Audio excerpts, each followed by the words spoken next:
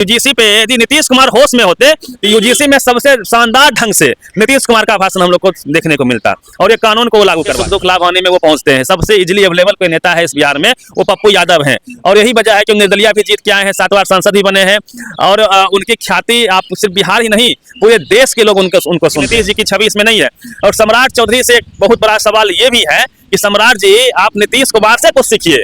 मुझे याद है 2005 के बाद में जब से नीतीश कुमार जी सत्ता में आए तब से लगातार जो नक्सलिज्म था बिहार में, जो गुंडागर्दी था, उनको उन्होंने खत्म किया। नीतीश कुमार जी सदन में राबड़ी जी को ये लड़की बोल रहे हैं, बल्कि भाभी देवर का रिश्ता है। नीतीश कुमार जी की जो उम्र हो चुकी है अब उनको नेक्स्ट जनरेशन को सत्ता सौंप देनी चाहिए।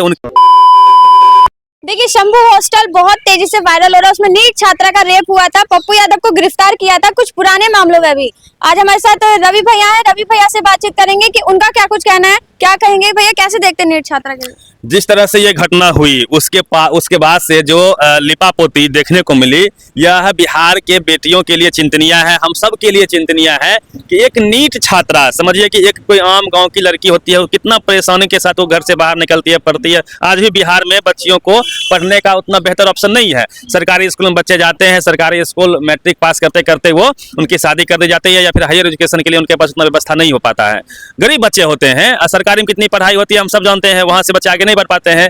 लेकिन एक लड़की जो मैट्रिक में, उसका इतिहास है कि उसने टॉप किया था, टॉप 10 में उसका डिस्ट्रिक्ट में स्थान था। उसकी माँ ने एक सपना देखा था कि हमारी बेटी डॉक्टर बनेगी और अपनी बेटी को उन्होंने पटना भेजा पढ़ने के लिए। पटना बिहार की राजधानी है और अमूमन माना जाता है कि बिहार में एकमात्र सेफ जोन लड़कियों के लिए पटना है, जहां लड़कियां आज भी रात को 12 बजे तक जो है क्लासेस करती हैं। आपने देखा होगा पटना में। बाकी बिहार के अन्य राज्यों में लड़कियां अभी भी नहीं निकल पाती है 8 बजे 7 बजे के बाद या 5 बजे के बाद जनरली लड़कियां घर से बाहर नहीं निकलती। नीतीश जी कहते हैं कि 2005 से पहले क्या था, बराबर बोलते हैं वो, और लोग बाहर नहीं निकलते थे। लेकिन आज भी बिहार में पटना को छोड़ दिया जाए, कोई ऐसा शहर नहीं है जहां क्लासेस चलते हो 9 बजे रात तक 10 बजे रात तक लड़कियां सेफली निकलती हो बाहर। अभी भी डर बना हुआ है। लेकिन पटना में जो इस तरह की का हादसा हुआ है उसके बाद अब तक जो SIT गठित हुई, अब तक जो भी सरकार ने कार्रवाई की है उससे हम सब असंतुष्ट हैं। और वजह भी बना कि आपने देखा कि इस केस को CBI में डाल दिया गया। CBI ने अभी तक इस केस को चार्ज नहीं लिया है। कई लोगों ने कई नाम लिए हैं, यहाँ तक कि राबड़ी देवी ने भी कहा है कि भाई किसी मंत्री का इसमें हाथ हो सकता है, उनके परिवार का हाथ हो सकता है, उनके बेटे का हाथ हो सकता है। कई लोगों ने यहाँ तक भी कहा कि नीतीश कुमार जी के बेटे का हाथ है, अमिताभ दास जी हैं। लेकिन मेरा कहना ये हुआ कि ये हो सकता है कि इसको ड्रिल किया जा सकता है। लेकिन समस्या वही है, किसी का भी नाम हो, आखिर पुलिस प्रशासन के पास तो वो सारे इक्विपमेंट होते हैं। इस घटना को उद्भेदन करने में कितना दिन चाहिए? यदि पुलिस चाह लेती तो अब तक ये घटना का उद्भेदन हो गया होता, स्पीड ट्रायल मामला चल रहा होता और 1-2 महीने में कहानी जो है खत्म हो गई होती, कोर्ट से सजा भी मिल गई होती। लेकिन इस मामले में अजीबोगरीब मामला ये देखने को मिला कि भाई प्रशासन से लेके वो जो प्रभात मेडिकल हॉस्पिटल है उसके ऊपर भी सस्पेंस रहे। सबने अपनी ओर से इस घटना को दबाने का प्रयास किया। नीट छात्रा की जो माता जी हैं वो, उनको हमने देखा कि वो दिल्ली में गुहार लगा रही है, वो कहीं धरने पर बैठ रही हैं। अभी भी उनको मुकम्मल जवाब नहीं मिल पाया है। प्रशासन उनको मैनेज करने का प्रयास करती है। DGP के बारे में कहा गया कि भाई ये ऑफर कर रहे हैं एक माँ को। अब आप कल्पना कीजिए। और इस मुद्दे को प्रमुखता से पप्पू यादव भी उठा रहे थे, आपने उनका जिक्र भी किया। Pappu Yadav one of the best parliamentarian in this India है। हाँ, उनको गिरफ्तार कर लेती है पुलिस। अब समझिए ना कि एक ऐसा शख्स जो किसी के साथ कुछ भी अन्याय होता है पूरे बिहार में लोगों के सुख दुख लाभ होने में वो पहुंचते हैं। सबसे इजीली अवेलेबल कोई नेता है इस बिहार में वो पप्पू यादव हैं और यही वजह है कि निर्दलीय भी जीत के आए हैं, 7 बार सांसद भी बने हैं और उनकी ख्याति आप सिर्फ बिहार ही नहीं पूरे देश के लोग उनको सुनते हैं। इसलिए सुनते हैं क्योंकि अकेलौता नेता हैं जो कोरोना में उन्होंने कितना मदद किया बिहारियों को, बाढ़ में उन्होंने इतना मदद किया लोगों को। जिन लोगों के पास दिल है, जो भावनात्मक लोग हैं, जो संवेदनशील लोग हैं, वो आज पप्पू यादव जी के साथ खड़े हैं। मैं तो कहूंगा कि पूरे बिहार ही नहीं पूरे देश में पप्पू यादव की रिहाई के लिए कहीं ना कहीं जो है प्रदर्शन होने चाहिए थे, उनके समर्थन में लोगों को आना चाहिए था। बिहार में कोई एकलौता ऐसा घटना नहीं है, जब से मुझे होश है मैं समझ पा रहा हूँ 15-16 के बाद से कोई ऐसी घटना नहीं है जहाँ पप्पू यादव वहाँ पे नहीं पहुँचते हैं, चाहे सरकार किसी की हो। अच्छा भैया, बिहार में मतलब अभी नीट छात्रा ही नहीं, दरभंगा खगड़िया बच्चों का ही क्यों रेप होता है? मैं बता रहा हूँ आपको। आप NCRB का आंकड़ा देखिए, SCRB का आंकड़ा देखिए। दलित पिछड़ों के साथ जिस प्रकार से ग्रामीण इलाकों में रेप, मर्डर, हत्याएं हो रही है, वो लोग तो रपट भी नहीं लिखवा पाते हैं। ये मामला तो बहुत हाई प्रोफाइल है।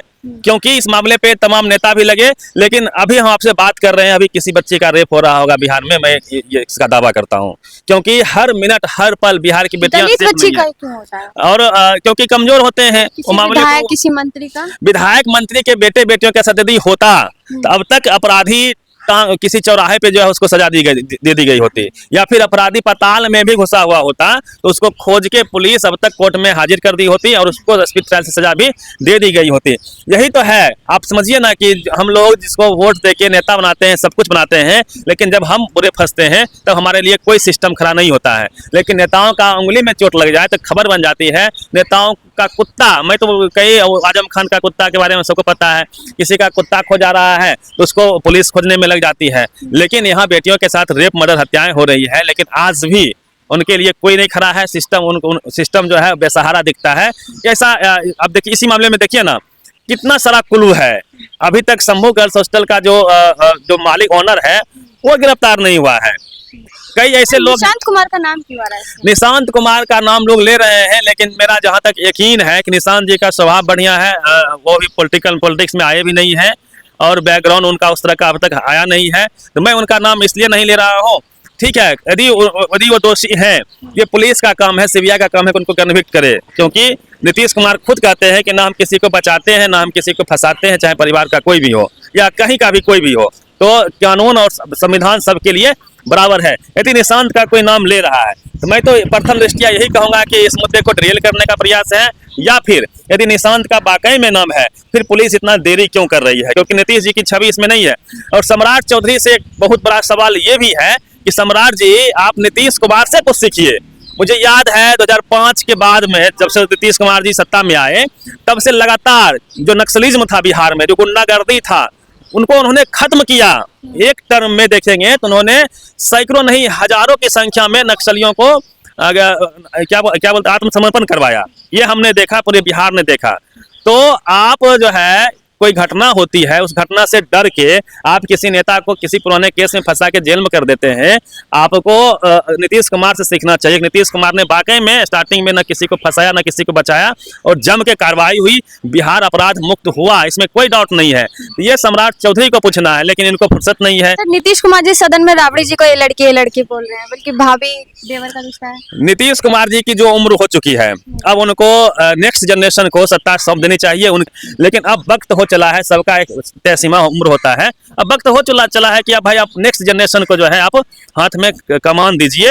अब आपसे बिहार नहीं संभल पा रहा है, कई मुद्दों पे आप चुप हो जा रहे हैं। यूजीसी पे यदि नीतीश कुमार होश में होते तो यूजीसी में सबसे शानदार ढंग से नीतीश कुमार का भाषण हम लोग को देखने को मिलता और ये कानून को वो लागू करवाते।